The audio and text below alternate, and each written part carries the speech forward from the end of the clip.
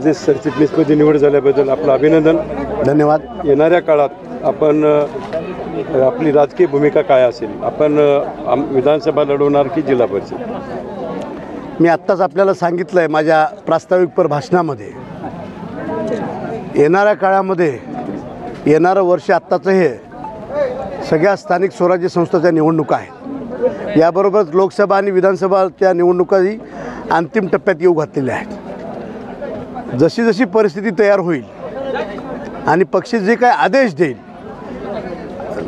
देशाचे नेते आदरणीय उपमुख्यमंत्री अजितदादा पवारसाहेब असतील, आदरणीय तटकरे साहेब असतील, आदरणीय राष्ट्रीय कार्याध्यक्ष प्रफुल्ल पटेल साहेब असतील, आमच्या भागाचे नेते धनंजयजी मुंडे साहेब असतील, यांच्या सूचनेचं तंतोतंत पालन करणारा मी एक कार्यकर्ता आहे. पक्षाने जे काही आदेश देईल त्या आदेशाचं पालन करणारा एक मी कार्यकर्ता आहे. पक्षाने जे काही आदेश देईल ते आदेश मला इथून पुढं सांभाळायचं आहे, त्या आदेशाचं मला पालन करायचं आहे. आपल्या काय भूमिका राहणार आहे? आपल्याला हे पद मिळाल्यानंतर आपण इथून पुढं जनतेसाठी कुठले कुठले उपक्रम म्हणा किंवा कुठल्या योजनांचा आणणार आहात? राष्ट्रवादी काँग्रेस पक्षाच्या महाराष्ट्राच्या चिटणीसपदी माजी आदरणीय अजितदादा पवारसाहेब यांच्या आदेशाने राज्याचे प्रदेशाध्यक्ष खासदार तटकरे साहेब यांनी माझी नियुक्ती केलेली आहे. आणि मी माझ्या भागातील लोकांसाठी, विशेषतः माझ्या नायगाव तालुक्यातील, माझ्या पंचक्रोशीतील, मी आत्ता सांगितल्याप्रमाणे घुंगराळा माझं गाव असेल, घुंगराळा, वंजरवाडी, सावरखेड, रुई, कुष्णूर, काळा, देगाव, बरबडा, पाटोदा, अंतरगाव, संपूर्ण माझा तालुका आणि याबरोबरच माझा नांदेड जिल्हा, जेव्हा जेव्हा विकास कामासाठी जे काही प्रश्न माझ्या भागातील, सर्वप्रथम मी माझा भाग बघेल, माझं सर्कल बघेल, त्यानंतर तालुका आणि त्यानंतर जिल्हा. जेव्हा जेव्हा विकासासाठी जे काही कामं करायची आहेत, मग गावातील अंतर्गत रस्ते असतील, नाली बांधकामाचा विषय असतील, गावातील आरोग्याच्या सुविधेबद्दल असेल, गावातील MSCBच्या अडीअडचणी असतील आणि त्याबरोबरच परिसरातील, तालुक्यातील, जिल्ह्यातील ह्या ज्या काही आरोग्याच्या सुविधा आहेत, ज्या काही पाणीपुरवठ्याच्या योजना असतील, ज्या काही विकासाच्या ह्या योजना आहेत, ह्या योजना मी माझ्या पदाचा, मी माझ्या राजकीय ताकदीचा, मी माझ्या राज्यातील अनेक मंत्र्यांसोबत असलेल्या घनिष्ठ संबंधाचा, पक्षाच्या पदाचा, पक्षाचा पुरेपूर वापर करून मग ग्रामविकास खात्याकडून ग्रामस्तरावरच्या ज्या काही योजना असतील, रस्ते, नाली, विकासकाम ज्या काही असतील आणि पाणीपुरवठ्याच्या योजना असतील, पाणीपुरवठा मंत्र्याकडून असतील, आरोग्याच्या सुविधा असतील, आरोग्यमंत्र्याकडून असतील, ह्या शिक्षणाबाबतीत असतील,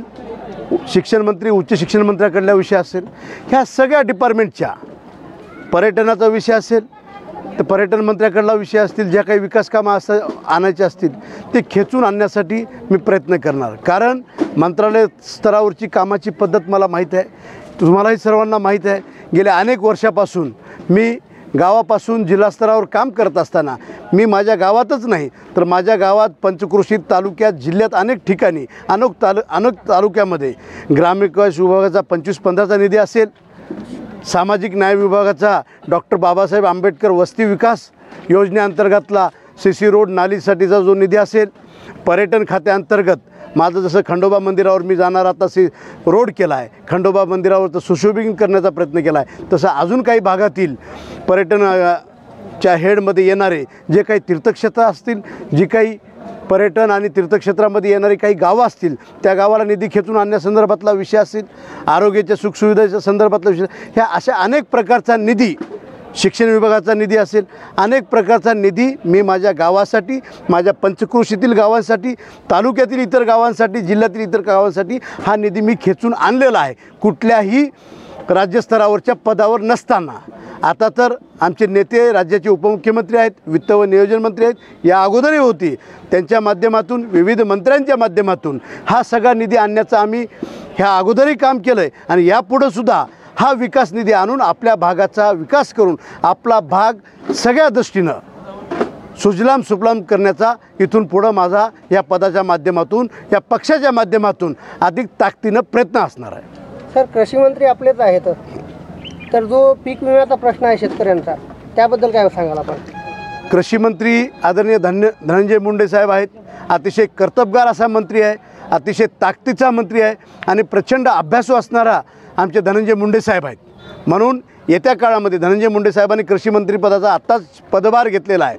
मग पीक विम्यासंदर्भातला विषय असेल, अतिवृष्टी झालेला विषय असेल, आणेवारीचा विषय असेल, शेतकरी सन्मान योजनेचा जे काही लोकांना, काही भागातील लोकांना पंतप्रधान सन्मान योजना असेल आणि मुख्यमंत्री सन्मान योजना असेल, ते जी काही मानधन महिन्याला जी काही मिळणारा 2,000 रुपये पर महिना जो मानधन मिळतो, त्यामध्येही काही शेतकरी वंचित असतील.